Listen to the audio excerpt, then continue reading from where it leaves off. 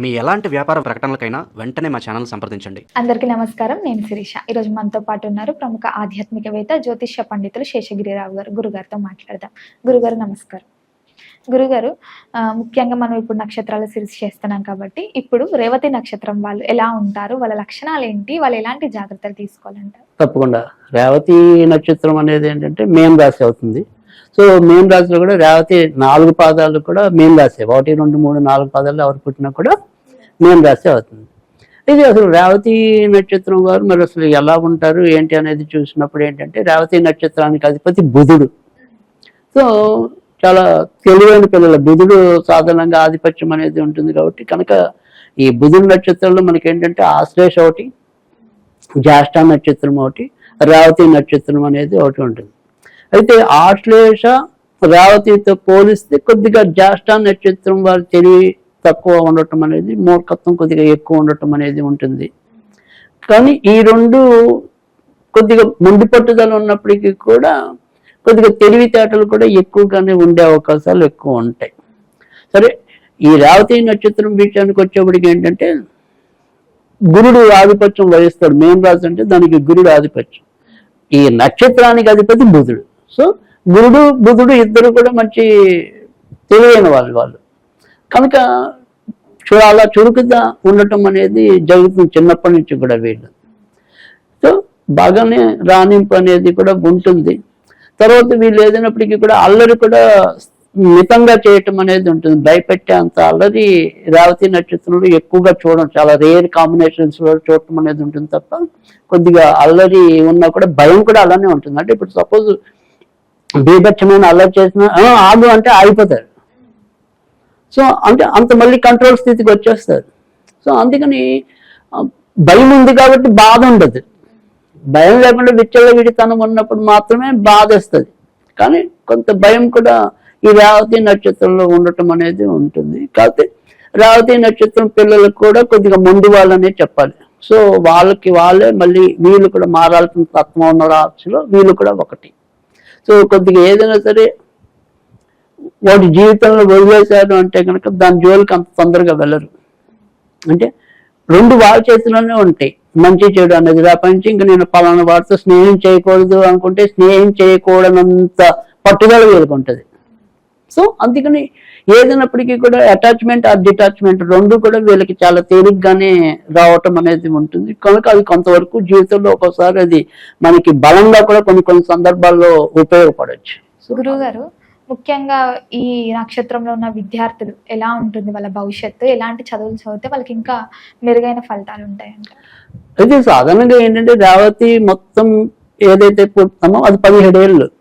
కానీ తర్వాత నుంచి వచ్చి ఏదైతే ఒక 7 ఏళ్ళు ఉంటుందో అది కేతు మహాదశ అనేది ఉంటుంది. అది కొద్దిగా టఫ్ ఉంటుంది. సో ఎవరైతే చివరి పాదాల్లో పుడతారో అంటే మొదటి 2 పాదాల్లో పుట్టిన వాళ్ళకి కొంతవరకు పర్వాలేదు. కానీ ఈ 3, 4 పాదాల్లో పుట్టిన వాళ్ళకి చాలా తొందరగానే కేతు మహాదశ వచ్చేయటం అనేది ఉంటుంది. కనుక మంచి ఇంటర్లోనూ కరెక్ట్గా ఇంజనీరింగ్లోనూ ఉన్నప్పుడు కొద్దిగా మొట్టిగా వేయటం అనేది ఉంటుంది. సో కొద్దిగా బ్యాగ్స్ ఉండిపోవటం కానీ, సో బాగా చదివే పిల్లాడు ఉన్నట్టుండి 1-2 మార్కుల్లో చదువుకోవటం కానీ, ఇలాంటి ఇబ్బందులు అయితే కనుక కొద్దిగా ఎక్కువే ఉంటాయి చివరి 3-4 పాదాల్లో పుట్టిన వాళ్ళకి.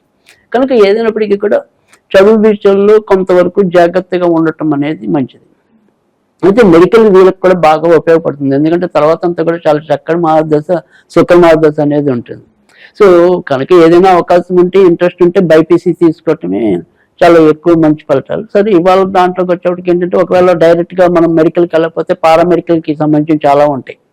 అంటే ల్యాబ్ టెక్నీషియన్స్ కోర్సులు కానీ ఇలా ఏవైతే ఉంటాయో కొన్ని ఎక్స్రే డిపార్ట్మెంట్, ఇలాంటి పారా మెడికల్ అంటాం వాటి, అలాంటివి తీసుకున్నా కూడా బాగా రాణింపు రావటం అనేది ఉంటుంది. తర్వాత మూడోది వచ్చేప్పటికి ఏంటంటే ఇవాళ పరిస్థితుల్లో డేటా సైన్స్ అనేది కొత్తది కాబట్టి అలాంటి దాన్ని తీసుకున్నప్పటికీ కూడా మంచి జరగటం అనేది ఉంటుంది. అలా కాకుండా మీరు వంశపారంపర్యంగా కానీ లేదా మీకు ఇంట్రెస్ట్ ఉంటే మళ్ళీ ఈ పౌరోహిత్య వృత్తి అనేది కూడా వీళ్ళకి బాగా రాణింపు కలగడానికి ఉంటుంది. కనుక దానికి సంబంధించిన ఏవైనా సరే పౌరోహిత్యం నేర్చుకోవటం. మనం బాల్యంలో ఇప్పుడు కేతు మహాదశ వల్ల సరిగ్గా చదివి అవ్వలేదు అనుకుందాం. సో అప్పుడు మనం ఏదైనా సరే కొంతవరకు సంపాదన మార్గంగా ఈ పౌరోహిత్యాన్ని ఎంచుకోవచ్చు. సో అలాంటి దాంట్లో ఉపయోగపడడానికి కూడా మనకి ఇది ఉపయోగపడుతుంది రేవతి నక్షత్రం అనేది. తర్వాత వచ్చేప్పటికి ఏంటంటే బుధుడికి సంబంధించి తర్వాత కేతు శుక్రుడు కాబట్టి ఈ ఇంజనీరింగ్ లోకి వచ్చేప్పటికి వీళ్ళు కూడా ఖచ్చితంగా ఆర్కిటెక్చర్స్ గానే రాణించడానికి ఉంటుంది. సో గృహ నిర్మాణ శాస్త్రం అంటాం అచ్చ తెలుగు. సో అలాంటి దాన్ని అభ్యసించినా కూడా మంచి ఫలితాలు రావడానికి ఉంటుంది.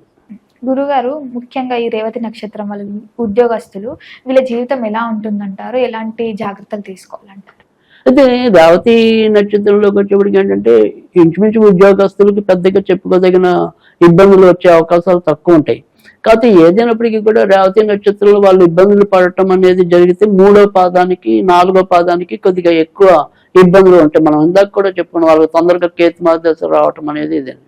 సో ఈ 3-4 పాదాల వాళ్ళు ఏదైనా సరే కొద్దిగా ఉద్యోగాల్లో ఉన్నటువంటి వదిలేయటం కానీ, సడన్గా ఉద్యోగం చేస్తున్న వాళ్ళకి బుధుడు వ్యాపారకారక గ్రహం, సో చంద్రుడు కూడా వ్యాపారకారక గ్రహం. అందుకని ఎప్పుడైతే ఈ బుధుడు నక్షత్రం అనేది ఉంటుందో రేవతి నక్షత్రం అనేది బుధుడికి సంబంధించిందని చెప్పుకోండి. సో సాధారణంగా రేవతి నక్షత్రం వాళ్ళు జీవితంలో ఒక్కసారైనా సరే వ్యాపారం పెట్టకుండా ఉండరు. సో ఖచ్చితంగా వాళ్ళు పూర్తిగా వ్యాపారంలోనే కొనసాగుతారా లేదా అనేది పక్కన పెడితే ఒక్కసారైనా వ్యాపారం మొహం అయితే చూస్తారు. సో అలా చూసే నక్షత్రాల్లో రేవతి నక్షత్రం ఒకటి. కనుక ఉద్యోగం చేస్తూ కూడా ఒక్కోసారి వదిలేసి ఇబ్బందులు పడే ప్రమాదం కూడా రేవతి నక్షత్రానికి ఎక్కువ కనపడుతుంది. సో అందుకని బాగా అనుభవం ఉండి మంచి ప్రణాళిక ఉండి, సో కొంత మనం ఏదైనా సరే ఒడిదుడుకులు వచ్చినా ఆర్థిక స్తోమత ఉంది అనుకుంటే తప్ప వ్యాపారం జోలికి వెళ్లకుండా ఉండటం అనేది మంచిది. గురుగారు ముఖ్యంగా వీళ్ళు వివాహ ఎలా ఉంటుందంటారు? అయితే రేవతి నక్షత్రానికి కూడా వైవాహిక జీవితం అంత సక్రమంగా సాగపోవచ్చు. అంటే విడాకులు తీసుకునే పరిస్థితుల కన్నా కూడా ఇంట్లో సుఖం తక్కువ ఉండటం అనేది. అంటే సపోజ్ భార్య బాగుంటే భర్తకి అనారోగ్యం తొందరగా రావటం, లేదా భర్త బాగుంటే భార్యకి తొందరగా ఏదో రకమైన అనారోగ్యం ఉండటం. సో ఆ రకంగా ఇంట్లో కొద్దిగా అసౌకర్యం అనేది ఎక్కువ ఉండొచ్చు ఈ రేవతి నక్షత్రం దంపతుల్లో. సో అదొకటి మినహాయిస్తే మిగతా విషయాల్లో పెద్దగా ఇబ్బందులు కలగకపోవటం అనేది ఒకటి. తర్వాత రేవతి నక్షత్రం కూడా మనకి ఇందాక తులారాశి వాళ్ళ లాగానే కొద్దిగా ఏదైనా సరే అన్య సంబంధాలు ఏర్పడే అవకాశాలు కూడా రేవతి నక్షత్రానికి ఎక్కువగా ఉంటాయి. సో ఈ తప్పటడుగులు వాళ్ళు బాల్యంలోనూ వేయచ్చు, పెళ్ళయ్యాకైనా వేయచ్చు. సో అలాంటి ప్రమాదమైన పోకడలు కూడా రేవతి నక్షత్రానికి ఉంటాయి. అంత గురుడు ఆధిపత్యంలో పుట్టినప్పటికీ కూడా, అంటే మేన రాశిలో పుట్టినప్పటికీ కూడా మళ్ళీ ఇలాంటి సైడ్ ఎఫెక్ట్స్ కూడా ఈ నక్షత్రానికి ఉన్నాయి. కనుక అదొకటి కొంతవరకు జాగ్రత్తగా చూసుకోవటం అనేది అవసరం. ఇంకా మిగతా విషయాల్లో అంత జాగ్రత్త అవసరం లేదు. గురుగారు ఈ రేవతి నక్షత్రం వాళ్ళు ఏ ఏజ్ లో టఫ్ ఫేజ్ ని ఎదుర్కొంటారంటారు? అంటే సాధారణంగా ఈ రేవతి నక్షత్రం వాళ్ళకి మొదట్లోనే అయిపోతుంది. ఇంచుమించు వాళ్ళకి 23, 20, 30 మధ్య కొద్దిగా టఫ్ పీరియడ్ అనేది అయిపోతుంది. తర్వాత మళ్ళీ ఎప్పుడో చర్మాంకంలో కొంతవరకు ఏదైనా ఇబ్బంది పడాలి, కానీ ఎక్కువ శాతం అయితే పర్వాలేదు. గురుగారు ఈ రేవతి నక్షత్రం వాళ్ళు ముఖ్యంగా ఏదైనా బిజినెస్ స్టార్ట్ చేయాలనుకుంటే వీళ్ళకి ఏ బిజినెస్ బాగుంటుందంటారు? తప్పకుండా రేవతి నక్షత్రం వాళ్ళకి ఏంటంటే 1వ పాదం వాళ్ళకి వచ్చేప్పటికి ఏంటంటే రేవతి 1వ పాదంలో ఉంటే కనుక ఎనీ టైప్ ఆఫ్ ఎడ్యుకేషన్ లేదా కన్సల్టెన్సీస్ ఇలాంటివన్నీ కూడా 1వ పాదం వాళ్ళకి ఎక్కువగా కలిసి రావటం అనేది ఉంటుంది. సో 2వ పాదం ఎవరైతే ఉంటారో వాళ్ళు ట్రాన్స్పోర్ట్ రంగానికి సంబంధించిన వాటిలో రాణించడానికి ఉంటుంది. తర్వాత కమ్యూనికేషన్ రంగాలన్నీ కూడా వాళ్ళకి పనికి రావటం అనేది ఉంటుంది. అంటే ఇప్పుడు మనం ప్రైవేట్ పైప్ లైన్స్ ఇవన్నీ ఉంటాయి కదా, గొట్టాలు ఇలాంటివి అమ్ముతాం, తర్వాత తీగలు ఇలాంటి అంటే కమ్యూనికేషన్. సో అలాంటి వాటికి సంబంధించిన వ్యాపారాల్లో కూడా ఎక్కువగా రాణించే అవకాశాలు ఎక్కువగా ఉంటాయి. ఇంకా రేవతి 3వ పాదం ఏదైతే ఉంటుందో ఆ 3వ పాదం వారికి అయితే కనుక ఈ ఇంటికి సంబంధించిన ఐటమ్స్ ఏవైతే అంటే ఒక ఎలక్ట్రికల్ ఐటమ్స్ అవ్వచ్చు, ఫర్నిచర్ అవ్వచ్చు, తర్వాత శానిటరీ ఐటమ్స్ అవ్వచ్చు, ఈ దర్వాజాలు ఇలాంటివి కావచ్చు. సో ఇలా 3వ పాదం వారికి అయితే కనుక ఆ రకమైన వ్యాపారాల్లో ఎక్కువగా రాణింపు కలగడానికి అవకాశం ఉంటుంది. ఇక 4వ పాదం ఏదైతే ఉంటుందో వాళ్ళు మాత్రం ఈ క్యాటరింగ్ సంబంధించిన వాటన్నిటిలో కూడా రాణించడానికి అవకాశాలు ఎక్కువగా ఉంటాయి. తర్వాత మళ్ళీ ఏదైనా సరే స్వయం వృత్తుల్లో కూడా వీళ్ళు కూడా మళ్ళీ 4వ పాదం వాళ్ళు రాణించడానికి అవకాశాలు ఎక్కువ ఉంటాయి. తర్వాత మళ్ళీ ఇంకేదైనా కొత్తగా అంటే ఈ మనం చదువుతో సంబంధం లేకుండా ఇంకేదైనా సరే వ్యాపారాలు పెట్టాలి అనుకుంటే కనుక వీళ్ళకి కూడా ప్రింటింగ్ సంబంధించినవన్నీ కూడా పనికి రావటం అనేది అయితే ఉంటుంది. గురుగారు ముఖ్యంగా ఈ రేవతి నక్షత్రం వాళ్ళు ఏ దైవారాధన చేస్తే బాగుంటుందంటారు? అలాగే జీవితంలో ఒక్కసారైనా ఏదైనా పుణ్యక్షేత్రాన్ని దర్శించుకోవాలంటే ఏ దేవాలయం అని చెప్తారు? తప్పకుండా వీలైతే కనుక ఖచ్చితంగా దత్తాత్రేయుడికి సంబంధించిన దేవాలయాలకి వెళ్ళటం అనేది, ముఖ్యంగా పిఠాపురంలో ఖచ్చితంగా మరి దత్తాత్రేయ క్షేత్రాన్ని చూసి రావటం అనేది చాలా అవసరం. అవి వీళ్ళకి చాలా ఎక్కువ మేలు చేయటం అనేది ఉంటుంది. తర్వాత ఒకవేళ దత్తాత్రేయుడు కాకపోయినా వీళ్ళ ఏదైతే ఒక వంశపార్య గురువు ఎవరైతే ఉంటారో, లేదా ఒక పీఠాధిపతి అవ్వచ్చు, ఇంకో ధర్మాధిపతి అవ్వచ్చు, ఎవరైనా సరే ఒక గురువుని శుశ్రూష చేయటం వల్ల కూడా, గురువుని సేవించడం వల్ల కూడా వీరికి మంచి ఫలితాలు ఉంటాయి. అంటే నాకు దత్తాత్రేయుడి కంటే కూడా నేను సాయిబాబాను ఎక్కువ కొలుస్తానన్నాను అనుకోండి, ఆ సాయిబాబాని పూజించుకోవచ్చు. సో అయితే మనం ఏంటంటే ఎప్పుడైనా సరే దత్తాత్రేయుడు మరింత మంచిదని చెప్తాం. సో దత్తాత్రేయుడిని పూజించుకోవటం అనేది చాలా మంచిది.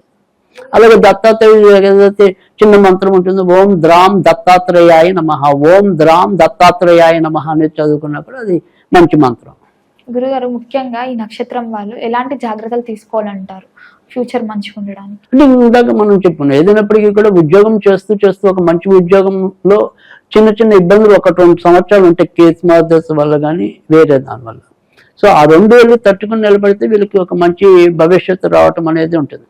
సో వ్యాపారం చేయటం అనేది ఖచ్చితంగా కొన్ని కండిషన్స్ లో మనం చూసుకుని పెట్టుకోవాల్సిన అవసరం అయితే కనుక రేవతి నక్షత్రం ఉంటుంది. తర్వాత రేవతి నక్షత్రం వాళ్ళు పొరపాటును కూడా ఫైనాన్స్ కి సంబంధించిన వ్యాపారాలు ఎప్పుడు చేయకూడదు, చిట్ ఫండ్స్ కి సంబంధించిన వ్యాపారాలు ఎప్పుడు కూడా చేయకూడదు. ఈ 2 జాగ్రత్తలు తీసుకుంటే కనుక ఖచ్చితంగా మంచి ఫలితాలు రావటం అనేది అయితే ఉంటుంది. ఈ నక్షత్రం వాళ్ళు ఏదైనా ప్రారంభించాలన్నప్పుడు ఎలాంటి రోజులు బాగుంటాయి? వీరికి కూడా ఆదివారం మంచిది, సోమవారం మంచిది, గురువారం మంచిది, బుధవారం మంచిది. ఈ రోజుల్లో ఏదైనా సరే ముఖ్యమైన పనులు చేస్తే ఎంతో కొంత ప్రయోజనం ఉంటుంది. గురుగారు, ఓవరాల్ గా ఈ రేవతి నక్షత్రం వాళ్ళు ఎలాంటి దైవాన్ని పూజించాలి, ఎలాంటి జాగ్రత్తలు తీసుకోవాలో తెలియజేసినందుకు ధన్యవాదాలు.